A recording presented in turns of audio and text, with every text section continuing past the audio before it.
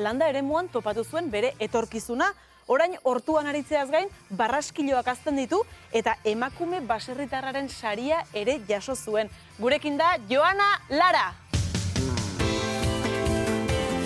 Kaixo, Joana. Arratsaldeon. Arratsaldeon. Joana, esan duguzu langabezian gelditu zinela, ez zara beti landa eremuan aritu lanean? Zu zertan aritzen zinen? Ni langabezian gelditu nintzenean zapata denda batetan lan egiten nuen. Eta zapata dendatik, langabezian geratu, aurretik hirukiak ere izan zenituen.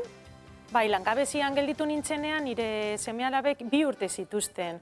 Orduan oso zaila ikusten nuen lanpostu berri bat bilatzea, ordutegia kontutan izan da eta pixka zoramena izango zela iruditzen zitzaidan.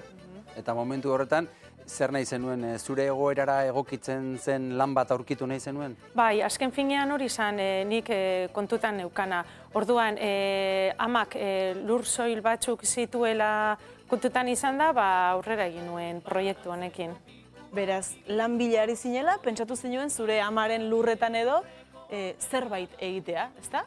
Hori da, orduan metro asko ez direnez, pentsatu nuen, metro horretan zer egokitu alnuen proiektu bat aurrera eroateko. Eta ze proiektu da hori? Zer egin Bueno, zenuen? Karakolan hazitegia jarri nuen, eta hortuan hortu ekologikoa dekot. Karakolen edo barraskiloen hazitegia, ez dakit, ez da oso ohikoa, ez da oso ideia ohikoa, nola bururatu zitzaizun hori, nun topatu zinuen?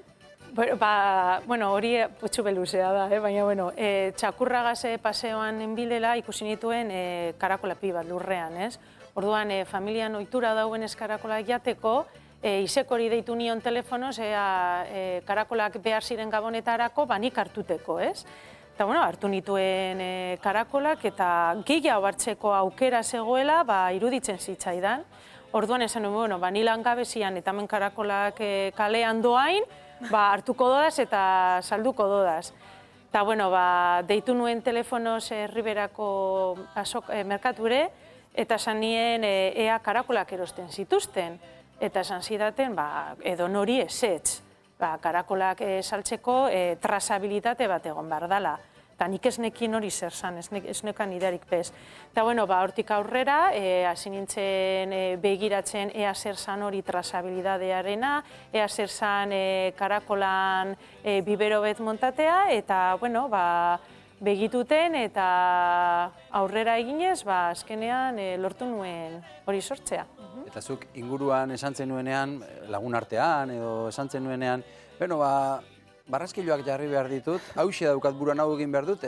Nire gurasoek barre egin zuten. Momentu horretan, ezekiten hori existitzen zala bez. Behar bada ez zitzaien serio ere iruditu, behar bada momentuan? Ez, keba, momentuan ez. Eta, gero apurke ikusi zuten, benetazkoa egin leikela.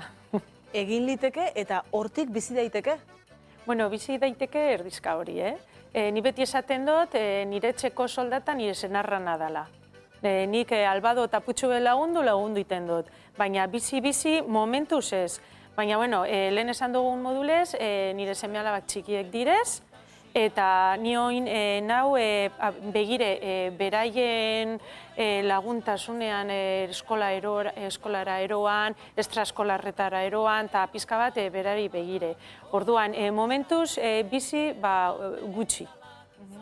Eta emakume bezala nola sentitzen zara erritmo honetan, egoera honetan, zure negozioa, zure proiektuari aurre egin, etxeko lanei eta aurren zaintzari ere aurre egin, nola egokitzen zara? Ondo, primeran, zentsu horretan primeran, aurrera eta ondo. Bai.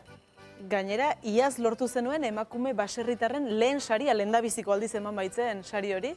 Bai, eta sari hori indarra handia ematen dutxu. Hori da, kristona. Benetan, saria jasotzen dozunean, indartu iten zara, eta aurrera jarraitzeko gogo gehiagokin. Eta zergatik izan zen, sari hori, zer dela eta edo? Begira, zer dela eta ni ez dakit. Bai, ni entzun nuen sari bat emango zala, lehenengo aldiz, emakume bati, baina ni pentsatzen eban izango zala, traiektoriasko sari bete dolan, Orduan, ni ez nion kasu hondirik egin esan da. Eta egun hortan, sari eman zutenean, ni Santo Tomaseko azokan nengoen karakolak saltzen. Eta telefonoz deitu zidatenean, esan ez, joan behar nintzela sari bat hartzera, esan nien, keba, ni joan alara naz, ni naue karakolak saltzen, ni ekiboka sari, ni ezinaz joan sari bile, bai, saria zeutxako da. Eta, bueno, ez nuen espero, benetan, momentu horretan, ez nuen espero. Eta, bueno, gero denbora gazolan pentsetan, bada, goia bat aktore bat etxan modulez, ez? Nitzako izan San Kriston garrantzitsua, eta gainera, momentu horretan, sentitzen nintzen, hori garrantzitsua. Norbait zutaz gogoratu dala, eta zure lanaz gogoratu dala. Eta horrek indarra ematen dizu aurrera jarraitzeko. Hori da, ze gogorra da, lehen sektorean lan eitea gogorra da, eta horrek indarra ematen zu. Gogorra, zergatik esaten duzu gogorra? Bueno, beti komentaten dugu, animalieka zabiltzanean, astelenetik domekaren behar duzula lan. Berdin da jaiegun, edo aste santu, edo dana dalakoa. Animaliek janin behar dute, landareak ere ureztatu behar dituzu, eta lanera joan behar zara. Naiz eta kaskabarra, euria, edo egun oso eguzkitsua izan. Zuk ezin duzu utzi inor animalei jana ematen eta loreak ureztatzen, oporrik hartu ez duzula? Zenba denbora, edo hartzen aldituzu oporrak? Bueno, aurten oporri barik, jende asko modulez. Eta pasan urtean, 3 egun opor. Iaz, urte osoan 3 egun opor? Bai. Bueno, tira. Intensos. Intensuak ez da. Bai. Aprobetxatuko zenituen 3 egun horiek ez da? Bai, topera, benetan, Bueno. Bai.